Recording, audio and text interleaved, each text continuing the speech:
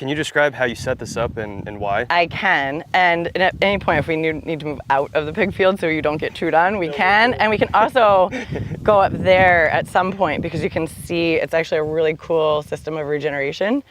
So I want to patent this because this was me wanting my pigs to be rotated more regularly and not getting loose, which today was not a great example of that, but typically it's a good example of it. I'm not even sure how they got loose, but anyways. So what I realized when I first got pigs, that I was giving them a section of land, I was moving them, but maybe like once a month, and they destroy it, or they walk on it, or they go to the bathroom on it. They get to a point that they're not going to eat it right away, really quickly. So it's not about the volume of land, the amount of land, or the acres of land that you give them. It's about our same principles of the cows, of that you give the land time to rest and recover. So it has the time to regenerate. So in the center, and so again, this is accommodating my soil's health and my plants' regeneration, my animals' health, and my my welfare certification. So in the center, they have food, water, shelter. They have all their needs met here. So I actually use this old running gear that's like 100 years old for shade for them. But I also, I need, when they get bigger, when I have too big things of slop, I can't come in here. Not because they're mean, it's just they want to be all over you. Yeah. So to be able to work with them from up there, water them, that's their wallow, their water's on the other side. Is much easier. It's also, we pack all this stuff up and put it on there and park it in the barn for the winter, so it's handy in that sense. Very cool. But my biggest thing was shade. Like, we have these calf hutches, but on a hot day, there's no air in there. So this is where they do it. That's usually in the springtime they use that, and then in the fall, because they come here usually mid-April, beginning of May, and then we butcher in November. So there's some cold nights in the beginning and the end, so they have that. I also can lock them down, so if I have fence issues or I have something going on, I can lock this up and they are secure. But then this is what they get every week. So I guess in my ideal world, I'd move them every day, but I don't think they need it. It would just be a smaller pasture and more work. They seem to continue to graze. Right now we're dry. We haven't had rain in like 10 days. So it doesn't look as great as it could, but there's plenty of food out here still. We moved them on Tuesday. So today is Thursday, so 2 days ago. They'll have this for a week. Next Tuesday, when Victoria feeds, we'll feed them in there. We'll lock this panel up. We can pick up the fence, and then we'll move it over here. So there's 8 sections here, so we have 8 rotations, which is really good. That's a 60-day recovery period on a plant. And if you want, can we move up there and I'll show absolutely. you. We can see, because they're so destructive, right? We just talked about how I don't want to wake up every day and think about destroying something. Pigs wake up every day thinking about destroying something, but very happily. Like, they love that. And that's part of the animal welfare, that I have to allow them to do that. So my job is to try to make as small of an impact as possible. So here in the sacrifice area, it's completely destroyed. Like, weeds will grow up next year.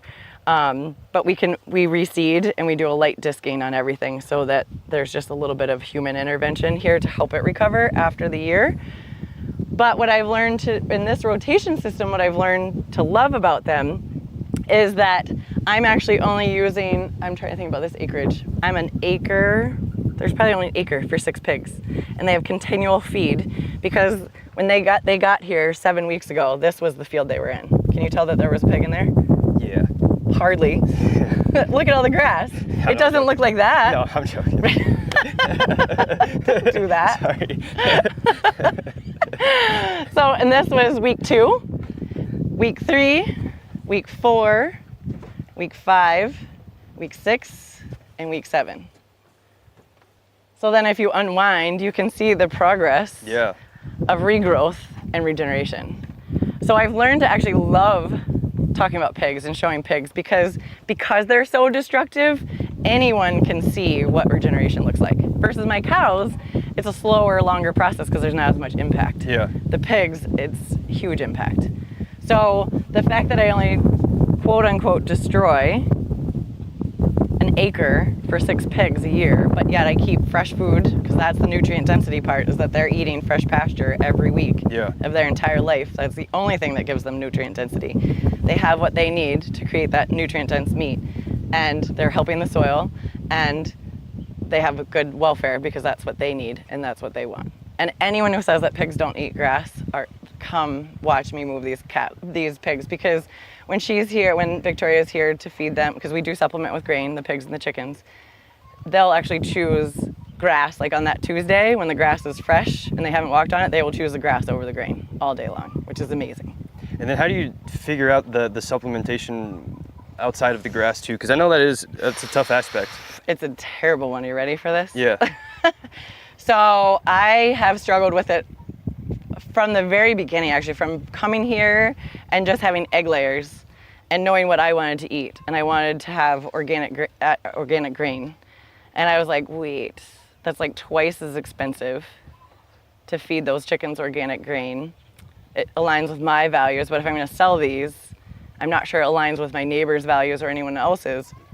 And so I had to dig deep, because it really wasn't the expense for the egg layers I was worried about. I just knew the pigs would eat a lot more grain, and I was like, I'm not going to do organic eggs and non-organic pork. So I had to kind of dig deep into like, what are my values? Mm-hmm. And my values were about the non-GMO was really important. Organic, I totally believe in the organic standards. They aren't always as great as they need to be, but I still am going to choose organic over not. But in this case, I was like, well, so I went with a local non-GMO grain, and that felt like an okay compromise, because the cost was the same as conventional grain, but I felt like at least it was a better choice. Mm-hmm. It wasn't the best choice.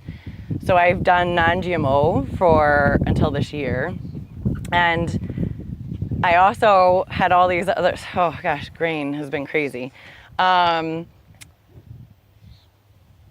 So I bought a local non-GMO grain. I actually get their pig ration, so a 14% grain. And I buy my own minerals, because it's a pasture-based mineral mix, not just your standard mineral mix that has salt in it, that animals consume more salt than minerals at certain times of the year, so you want those things separate. So I buy my own specific pastured pork minerals, pastured chicken minerals, because those two things are different. And then I create my own base with that pig feed, or that, I shouldn't even call it pig feed, with that base grain. Mm-hmm. I've been playing all the time of how little grain can I actually feed them and them do okay, because you can't really ask that. No one has that, right? It's like, and I keep having to peel the layers back, because everything you read about raising any of these animals is all because we started confining them. Do they actually need grain? Like, that's my question right now. Do they actually still need grain? I'm not quite brave enough to take them off of grain only, because I don't rotate enough. Mm-hmm. Like, maybe if I was constantly moving them, I don't know. I'm not there yet. So it's always as little as possible, because it's also my number one expense. It's also what raises the omega-6s. So that's what's making the meat inflammatory, if anything at all, and deterring it from the best health benefits possible is that grain. So I call it like, it's like giving your kid a gummy vitamin. Not that I would ever tell you to do that, but it's like, how do I get that mineral in that pig? Yeah. Because this is still a confinement system. They cannot, I know in one of your podcasts, the owner of Radius mentioned nourishment from Fred Provenza. His work is incredible, that our animals can they can self-medicate however they need to. They can select the minerals that they need. But if I only give them this pasture or that pasture, they may not have all their needs met. Right. So I feel like the grain and the mineral supplement is important, and the grain is a way to get the mineral in them. Yeah, definitely. Right? That makes a lot of sense. So, but I had my meat tested over the winter for the omega-6 for the fatty acid profile, and my grass-fed beef, so cows get no grain at all, was outstanding. It was my omega-6 to omega-3 ratio is 1.3 to 1. That's so good. Is it phenomenal? I have the charts, like outstanding. My eggs were actually outstanding, which was interesting because it was winter. They were not on pasture, but I have a no soy feed that I feed them in the winter. And so my eggs tested great. My pork and chicken, the ratio was good. So it was still deemed a really healthy meat, but my 6s were high. I'm certain it has to do with the feed that I was feeding them. Yeah. So after getting that, and actually the results said exactly what I just said, that your meat is really healthy, your omega-6s are high, but because the 3s are so high, the ratio is good, so your meat is still good. Well, a year ago, I went to a naturopath and had my blood taken, and she said the exact same statement to me. Elizabeth, your omega-6s are high, but your threes are high, so your ratio is good, so no worries. And I was like, but wait, I only eat my meat. Like, I'm a vegetarian off the farm. I won't eat meat that I don't know how it was raised. And I was like, how is that possible? So then I had my meat tested. That's how it's possible. I actually eat a lot of pork and a lot of chicken because it's amazing. And I was like, oh. So I switched this year. I'm on a no soy organic feed. I'd already sold my meat share, so when you're talking about cost of production or a business, that was a really stupid thing because I've already received all my money for my meat based on my cost from last year, which was half the cost of feed because I was buying a non-GMO local feed. Now I just made a decision to go to a twice as expensive feed because I'm growing my meat first. I wanted that omega-6 down, and it was worth whatever money I might lose this year. It was worth it to make that change right now. And next year I'll adjust my prices so that it's accommodating, but I also have proof. And I'll test my meat again this winter. And it's almost like that soil grant that we did. I kind of know the outcome, but I want the science. I want the proof of it because like this is a really cool conversation to have.